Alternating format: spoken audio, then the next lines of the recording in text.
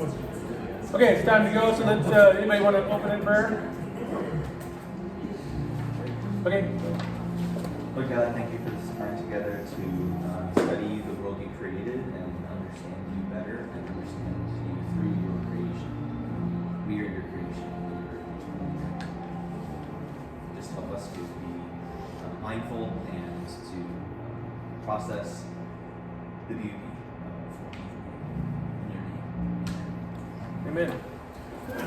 So you should have read through the end of chapter 1, where you finally get to see his point, right? After going through all the preliminary stuff and looking at all the science, you get to his point where he's showing how much more beautiful the theist perspective is than the atheist perspective. So, any initial thoughts on it as you're reading?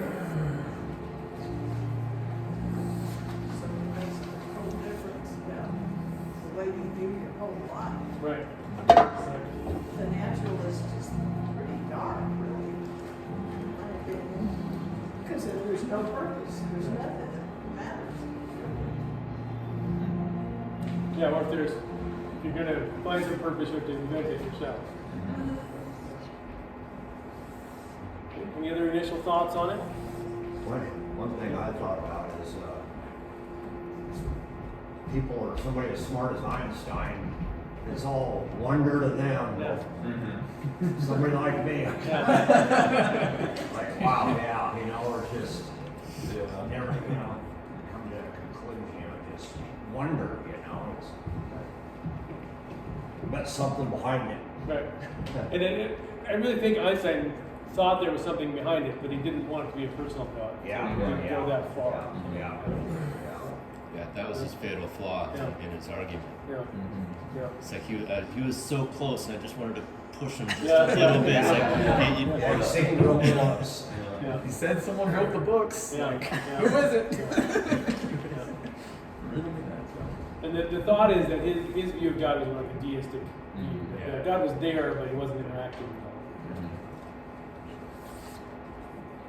Anything else?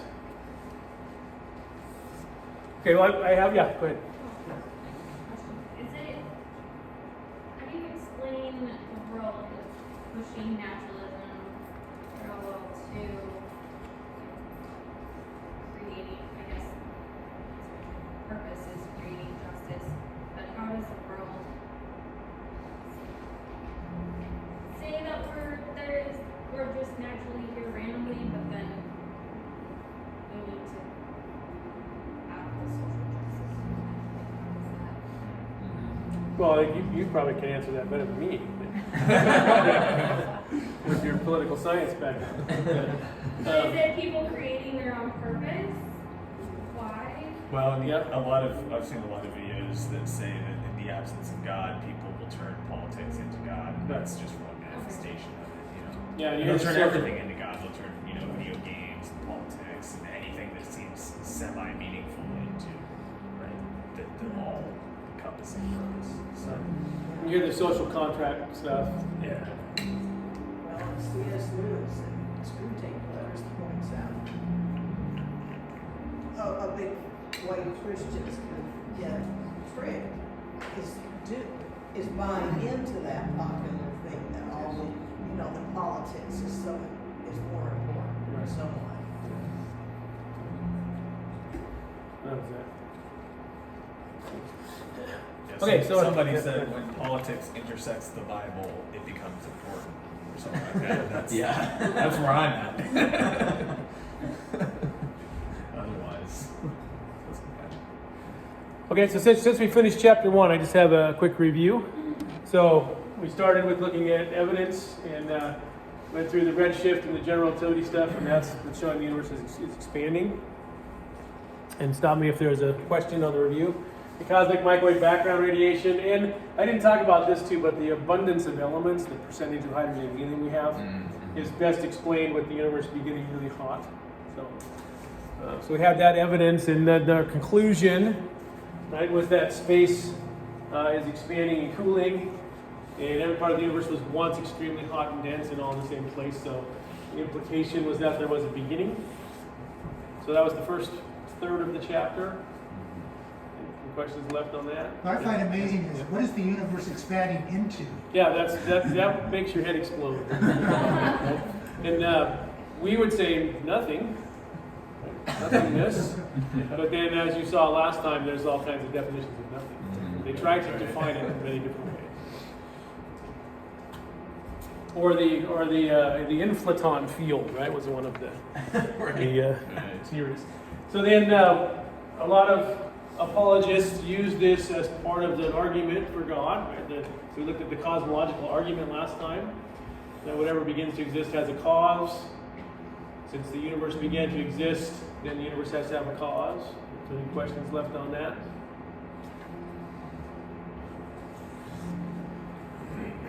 Okay, and then the second third of the chapter was looking at possible causes.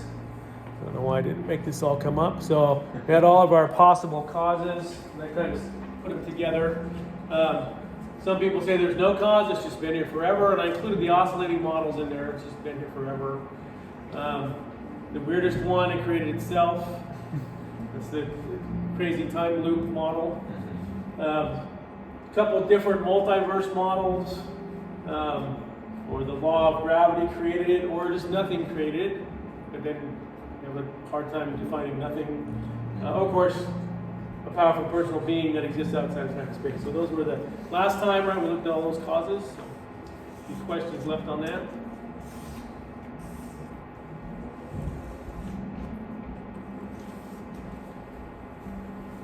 Okay, and then of course the apologetic part of this, the pushback. So then we looked at then which one of these is more reasonable, obviously.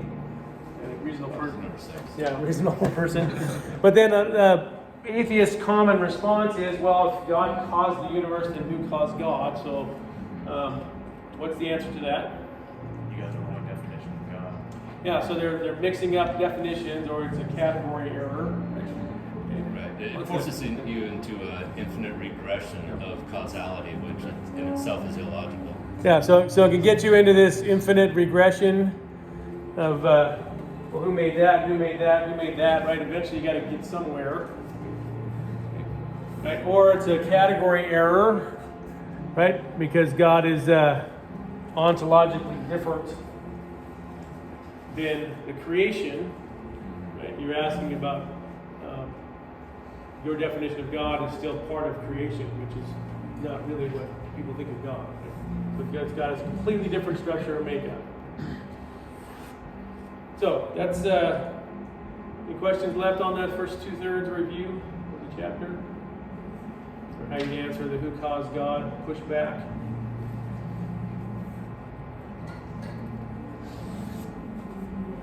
Okay, so then the ending of chapter 1, then the best part of it, I think, talks about the implications of this infinitely powerful and personal creator that exists outside of time and space. He started calling it with a capital S the supernature. Right? And again, reminder, he's writing this book for anyone, right? Not just Christians. So he's being really careful with how he gets to the point of saying there's a God. So that's why he started with this supernature outside of time and space. And so his first point, and again, he's always comparing to the naturalist. So his first point is that reality is larger, grander, and more amazing than we think. So, that first part, any discussion on the first point that he makes? Under naturalism, right, it's not as big. If we think of God as a creator, right, it makes reality so much larger. Comments? Questions, thoughts you had while you were reading that? Yeah. With the naturalist, reality is confined to the natural, Right. so it comes to an end. Whereas in theism, there is no end to the infinite. Right. Yeah, so naturalism is just in this box, right? It's just the material stuff. But maybe there's something outside of the box, and that makes things go on forever, right? And never end. Well, certainly one is more interesting than the other. Yeah. I love that quote too by I forget who it was by, where they said on even just general supernaturalism, the world is bigger than your thoughts, whereas on naturalism, your thoughts are actually more than the world. Yeah, that was. Yeah, so he said on naturalism, I wrote it here because it's the same thing. On naturalism, there's more things in your thoughts than there are in reality, right? Whereas in supernaturalism, there's more things in reality than there are in your thoughts, right? Yeah, it made me think there's a moment in Pirates of the Caribbean, I think it's in the third movie, where the map is starting to get filled in, right? The world is starting, and I think Jack Sparrow says something along the lines of, the world didn't get smaller, there's just less in it. And it's like, because we're discovering all this stuff, and the idea is, of course, eventually we'll just discover everything. Yeah. And then there will be nothing new. And I think you have the same problem with naturalism, and it's like, it's just, the concept being, of course, that eventually science will be able to explain literally everything, right? And yeah, what a ironically limited concept. Other thoughts?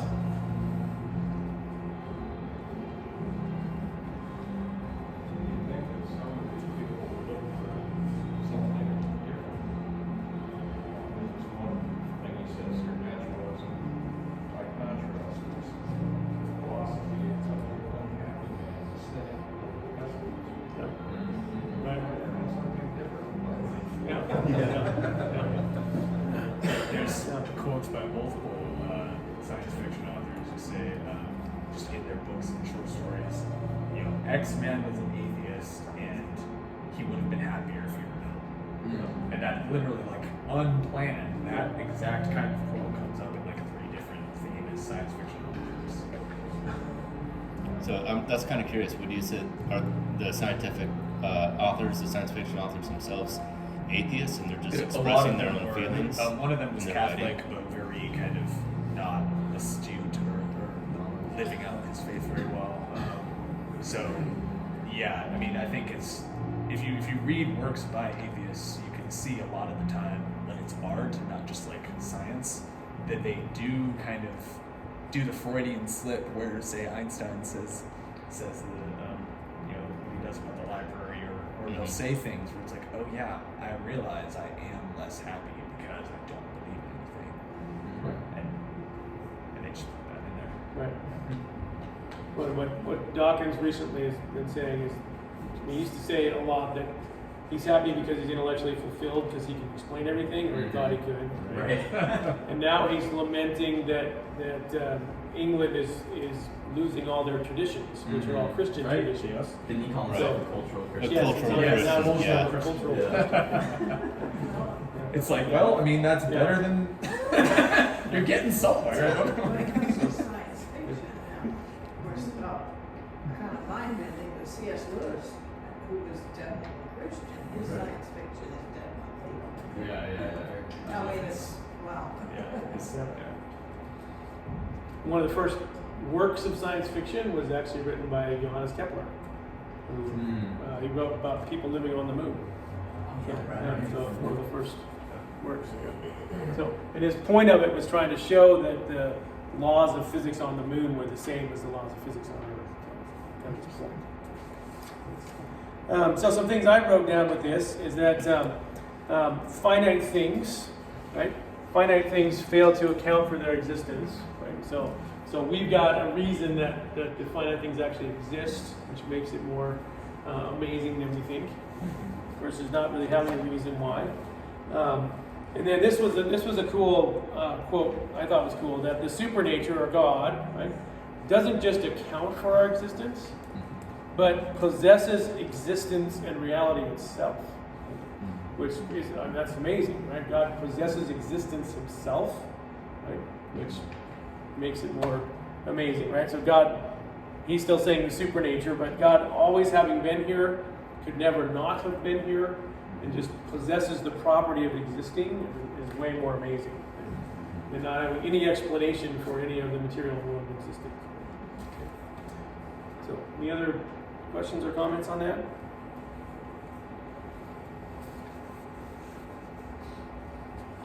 It can be kind of annoying as a Christian to read Portland is writing and be like, just say God, you know, Yeah. kind of thing. But Yeah. but I think it is really valuable what he's doing, where he's saying specifically, I'm being very delicate with these conclusions here. Right. Don't just put me in the Jesus person category yet, because right now I'm a philosopher and a scientist, and I'm just getting you somewhere. Yeah. Right. Rather than don't get your hackles raised if you're not a Christian, right? Because then people don't even listen to you, right? Yeah, so just following his argument, right? If the science shows that there has to be something outside of the material world, then what are the implications of that, right? So he's still saying something outside of the material world. Okay, any other comments or questions? Yeah, just to comment on what he was saying. Yeah.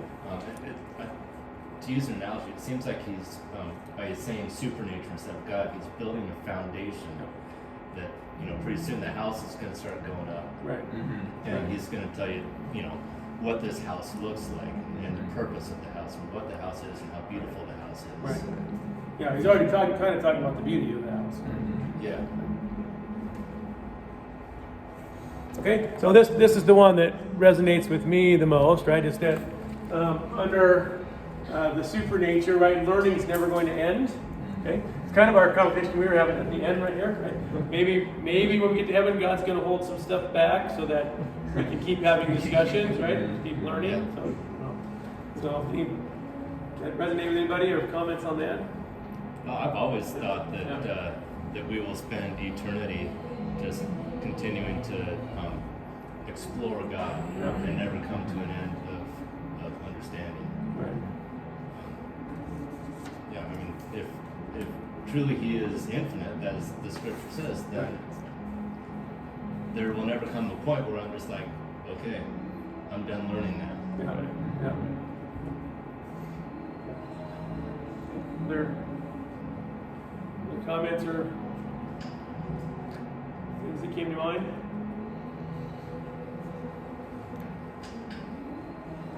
I'm looking at the history of science. There's a couple things that goes with this.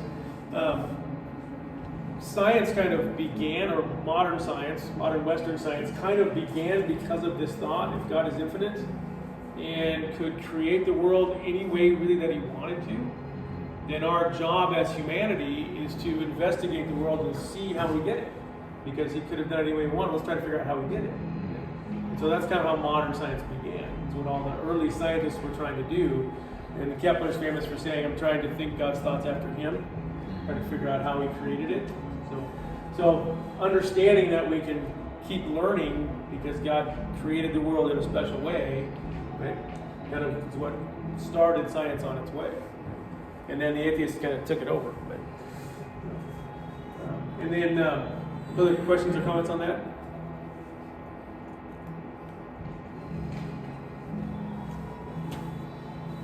Okay, so then with a finite world, right, under naturalism, we're eventually going to figure everything out. In fact, around 1900, right before the discovery of quantum mechanics, physicists were actually saying we figured everything out. There's nothing more to learn. They were discouraging people. They were discouraging people from actually going into science. In fact, I think it's Max Planck, one of the first discoveries of quantum mechanics. His professor told him, "Don't go into science. We figured everything out." So he did anyway, and it's good that he did. So, yeah. So people have thought at different times that we figured everything out. Yeah. And now we have Planck's constant. Yeah. Right. Which, you know, Yeah. anybody who watched Stranger Things knows how That seems so ridiculous because at that time there were so many brand new inventions Yeah. coming on, you know, like Yeah. it just doesn't add up, you know. Yeah. Okay. Other questions or comments on that? Okay. Some of this we've talked about already, but the third main point he kept making that physical reality becomes much more mysterious with an actual creator behind it, right? So, any thoughts on that one? Again, comparisons always to naturalism, right? Under theism, physical reality is way more mysterious, way more interesting, right, than under naturalism. I think too, like that he talks about a sense of wonder, and you could say, and he mentions how even as an atheist, you could say, well, but this is so incredible, you know, how all these, and especially you can lean on the, well, look at all these random things that came together to make us and so amazing. And ironically, you're leaning on the orderedness of the universe that points to God to prop up your own belief. But then it's like, well, why does that wonder matter? What is it about that wonder? You're sitting there and you believe it's just chemicals in your brain, right? Whereas I believe it actually has a purpose and matters. Right. And I mean, if your wonder doesn't matter, then why do you care? Why is it wonderful? Yeah, what's the point? Because they, under naturalism, to explain the order and regularity we see in nature, there's really only two ways they can explain it. So one is, we just invented the order, we're putting order on something that doesn't have order. That's one explanation. Right? The other explanation is, well, it just is. I mean, are either of those very satisfying? That we're inventing the order ourselves, or that's just the way it is and we don't know? You know? So physical reality gets more mysterious. What causes the order, right? We can actually maybe think about why it's ordered. Questions or comments on that? One thing I'll say is I think on pretty much any deistic framework, but especially in Christianity, there are way more answers and way more questions. Mm-hmm. So not only are you more filled with knowledge and understanding, but there's also way more mystery and more to discover, which is like this two-pronged amazing thing. I think. And one thing that the ID folks, the intelligent design community, continues to point out that if people had listened to them in the 80s, we wouldn't have stopped doing research on the junk DNA part of DNA. Mm-hmm. Because now we're discovering, because they said all along, no, that's not true, it's got to have function because God wouldn't have designed it that way. Well, they didn't say God, but it wouldn't have been designed that way without having any function. But scientists just were pushing it aside and going, no, it's junk, it's just a result of evolution, it's not. And now we've discovered that it's not, and that it's all having function, and the ID people are going, we're 40, 50 years behind because you guys wouldn't listen to us. No, it's way more mysterious than you think. There's way more reasons for things. Yeah, it makes me actually think of just the cell. Right. Whereas, during Darwin's time, the cell was just understood to be like some sort of blob, some unexplained blob. And now we look at it and we see the incredible detail and fine-tuning of just a single cell, and the complete unlikeliness of it having ever occurred on its own. Right. The probability of a cell accidentally forming is something like 1 in 10 to the 5,700th power. Right. I don't even know if we can calculate it. So. No. Well, 10 to the 80th, I believe, is the number of estimated atoms in the universe. Yeah. So just to put that number in. Yeah, I think that's includes particles. I think that's electrons and quarks. In there too. So you were mentioning the cell. Just some things about the fine-tuning of the cell. The phospholipids that make up the surface of the cell. We used to think, oh, these are just phospholipids stuck in there that can come together randomly. But we're finding that there's actually different kinds of phospholipids, and where they are in the cell, they're organized in certain places to account for certain functions for the parts of the cell that are underneath them.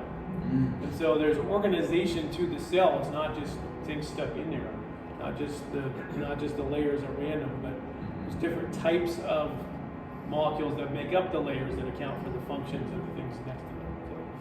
So we're finding it's more and more organized as we look.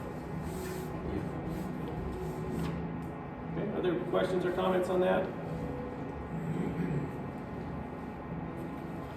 So one part of this that I always think about is that there's 3 areas in naturalistic science that they have a really, really hard time explaining. And it's the origin of the universe, right? Because there's a barrier, right? They can't see past it. Consciousness, or the origin of consciousness, right?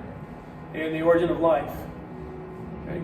So naturalistic science has a really difficult time explaining those 3 things. Right? Well, if you read Genesis, and I'd like comments on this because I constantly think about this. When we read Genesis, there's only 3 times the verb bara is used for the creation account in Genesis. Origin of the universe, or the image of God, right, which would be the origin of the consciousness, right? I would take it that way. Right? And then the origin of life itself, right? So why the 3 times the word bara, which in the Hebrew means created from nothing? Right? So why would the 3 times the verb bara is used? Those are the 3 areas of science that we can't figure them out. That's cool. Any questions or comments on that? When it comes to amen. So, That's actually, Yeah. I didn't know that. yeah. I find it very fascinating. So I'm going to be going home and Yeah. looking at my Hebrew. Yeah. some more, so. Yeah, and of course I don't know Hebrew. I'm taking this from Hugh Ross. Right. Yeah. Any questions on that? So it says God breathed into Adam the breath of life. Yeah. That must be that word. Yeah, good. Well, for the human creation, he uses one verb that means created out of stuff that's already there. And then he adds the second verb, but I added something that wasn't there before. That's kind of what he's saying. So we're a mixture of things that were here before, right? Plus the animals, right? Things the animals were made of, right? Plus this extra thing that God added to us when He made us, right? Which is the image of God. So, and again, you can have they've discussed for thousands of years what the image of God means. So, yeah. That's radical. Yeah. Any questions? I mentioned one other thing, and I can't remember what it was. Okay, this is fun. So then the last part of the book is physical reality interacts with spiritual reality. So, questions or comments on that?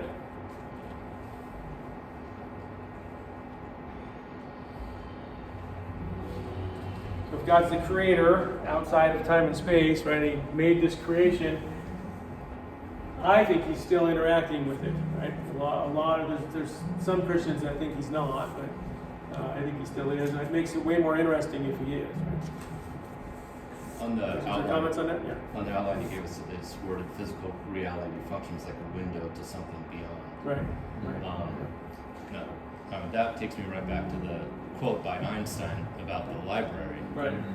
You know, and it's true. The physical reality points to something beyond, and he was so close using that library analogy. But what he didn't realize is that books require a mind Right. in order to be written. I think he kind of was implying that, but again he tried to stay away from it being a personal. Right, and that's yeah, where he, yeah. you know, a mind is personal. Right. Right. It seems like he kind of skipped over that fact. Yeah. Yeah.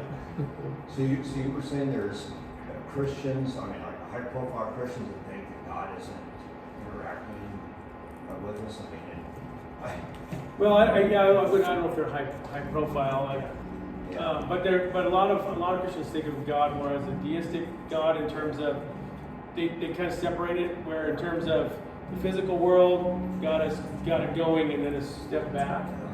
But then He still interacts with us with prayer and things, but He doesn't interact with the physical world. yeah. See, I don't see it. I feel like, I mean, God is, you know, in creation. I mean, things like, yeah, I don't feel like He's stepped back from anything. Right. You know, and I think it's the psalmist that is creator and sustainer. Right. So it's like hard to defend that biblically. So I've got some different things here, but that verse kind of tells me that He hasn't stepped back, because if we're told He's the radiance of the glory of God and the exact imprint of His nature, and He upholds the universe, this is actually translated as to bear or carry along is a better translation. And so the fact that Christ is continuously bearing and carrying along the universe means to me still interacting with it. Yeah. So, Some people say, well, if that's true, why didn't he stop this big horrible hurricane? Yeah. Why does he allow these things? yeah. And some people say, well, it's in the laws of nature, it lets them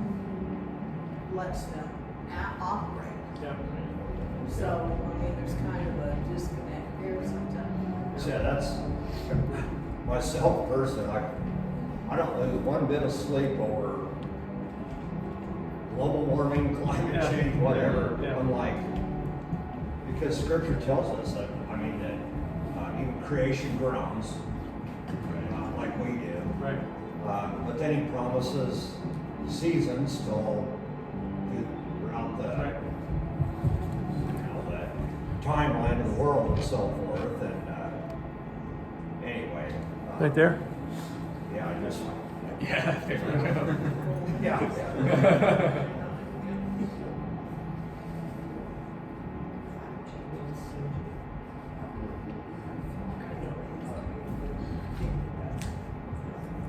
And that actually really interacts with what we're talking about now, right? Because all of the legislation that's trying to be made with climate change, that assumes that we can do what?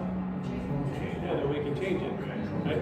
Yeah, because it's all natural, because it's only matter, right? We can figure out how to control it, so we're going to control it, right? Ignores the spiritual aspect of the interaction. Are you saying that raising my taxes isn't going to fix the environment?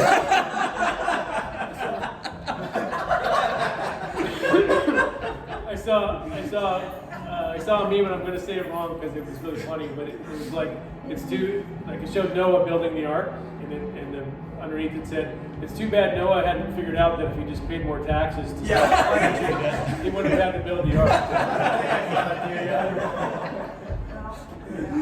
But I can kind of get where they say, oh, we have definite evidence that this particular practice is harmful to the environment. Let's do something Right.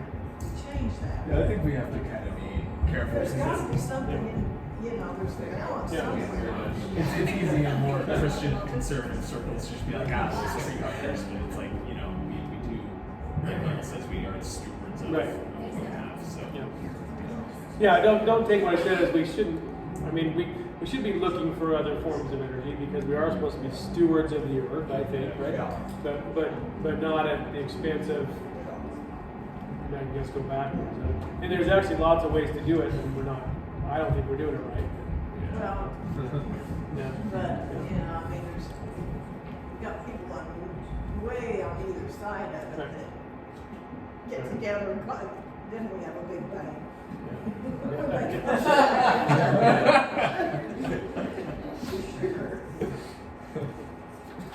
Other thoughts on that? Sometimes I think that the window to something beyond is the need for us to look at the money. Yes. So much of this is just all over the money. There wasn't money involved, none of those traffic. Or they might be doing it the right way instead of being influenced by. Sometimes it's just almost laughable too. It's like, well, if the seas are, are rising or whatever, quit building houses on the beach. Yeah. I don't care which coast you go to. You see these undermined houses, and I understand people love their views and everything. It's like you're building a house on sand. Literally. And we're gonna actually spend 2 weeks because he talks about it in there. We're gonna spend 2 weeks later. Got it on the back of your outline on the problem of evil. And so we're gonna come back and discuss a lot of that, right? The hurricane stuff and all that. It's part of his book. Okay? Well, that's actually a big Yeah. problem for some, Right. especially human suffering. Right. That's probably the biggest thing keeping people atheists. Absolutely. I know, people I've known, it's Right. always been because something horrible happened to someone they loved, and she said, Right. Yeah. loving God would not allow this. On the this number 4, it brings me to the journal entry from Portland Mhm. at the end of the chapter, Right. which I think writing that as a sophomore in college is pretty Yeah. impressive. Yeah, pretty insightful. But when I was a sophomore in college, my deepest thought was, dang, she's cute. Yeah. But one of the things that he wrote here, what sense does the painting make unless there's paper on which it is drawn? Right. And I like that, but I actually, as I was thinking about it, I would have worded it, what sense does a painting make unless it has a viewer? Right. And that really, there is, there is no reason for, the beauty and the complexity of the world unless there are viewers to it. Right. It has no meaning. Yeah. That's what I find amazing. Right. And what I mentioned last week with the privileged planet too, that kind of goes with what you're saying, that, Yeah. that not only was this world created for us, but it's created for us to see it. So, okay. His last line is good. Yeah. As Einstein put it, the child knows that someone had to have written the book. Yeah, yeah. So, on that note, let's had some other things if you had questions. But, yeah, so that one. So, any other discussion on this? We've mentioned that a bunch of times.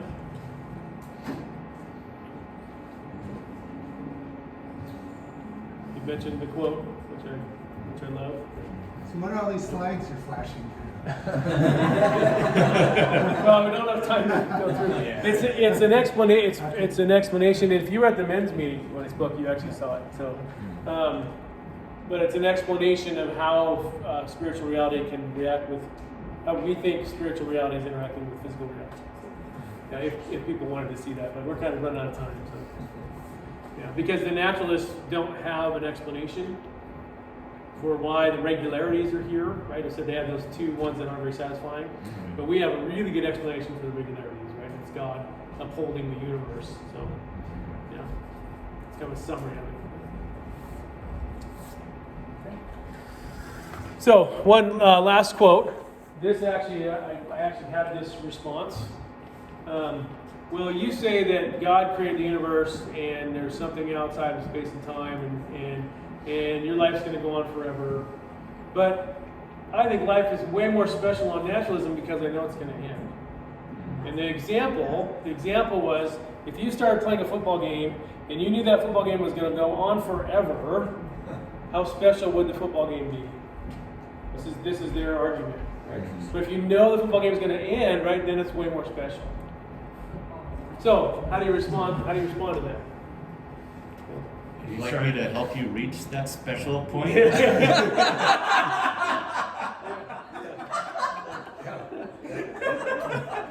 The Super Bowl that the Seahawks lost, they would have liked it for it to keep Yeah.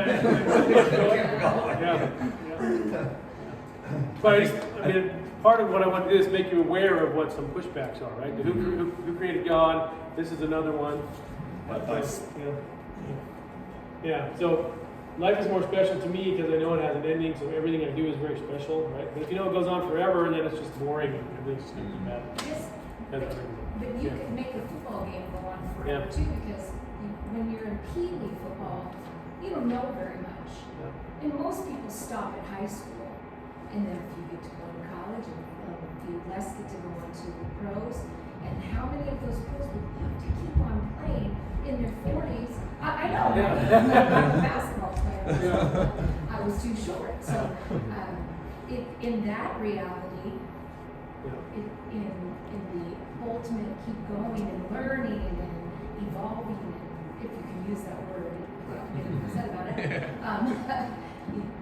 Everybody could become a professional football player. Everybody could keep going and learning more and more. And that's what we're bringing about God. I mean, I still believe we'll never understand we're not in his time, we're not in his, I argue with you all the time about the literal 7-day thing and eternity, but God's day, how much time is in one day for God?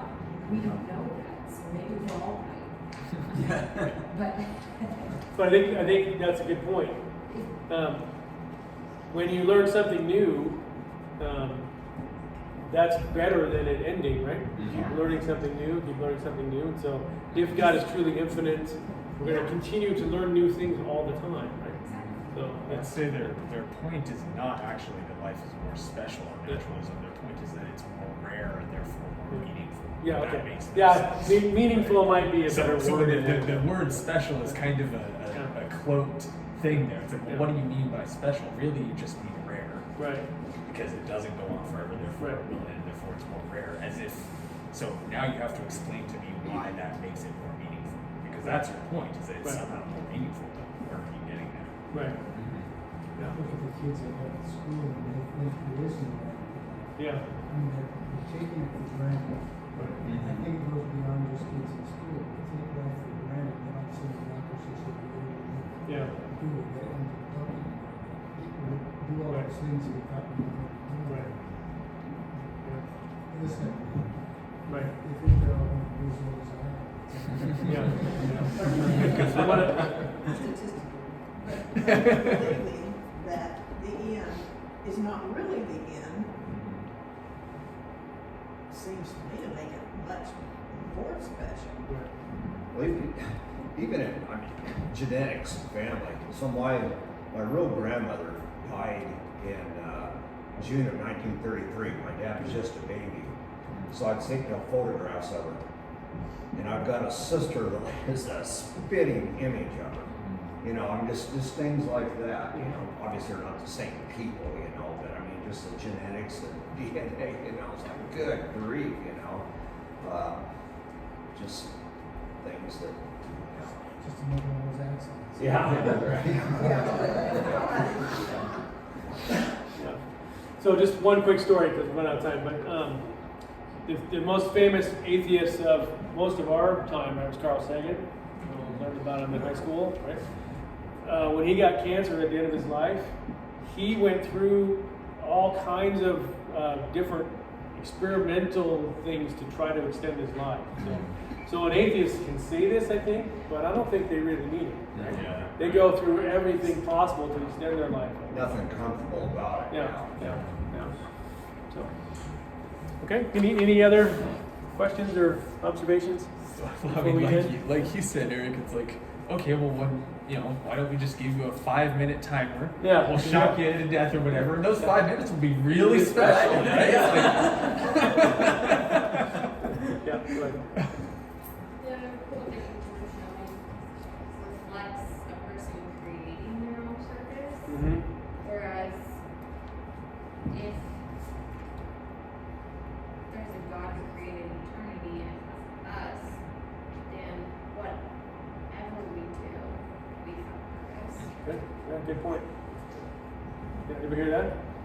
That quote reflects a person believing they can create their own purpose, that they have to create their own purpose, versus God giving us a purpose. Okay. So next week, going into chapter 2, starts talking about meaning and uses mathematics and music and fine tuning. Talk about it. So again, less scientific. So anybody want to close in prayer? Okay. Lord, just thank you for this class today and just being able to learn more about you, just the wonders of it all. And thank you for this beautiful fall day, the seasons, once again, just reminders, just creation around us, Lord. And just pray for everyone here for the remainder of the day in your holy name. Amen. Thank you.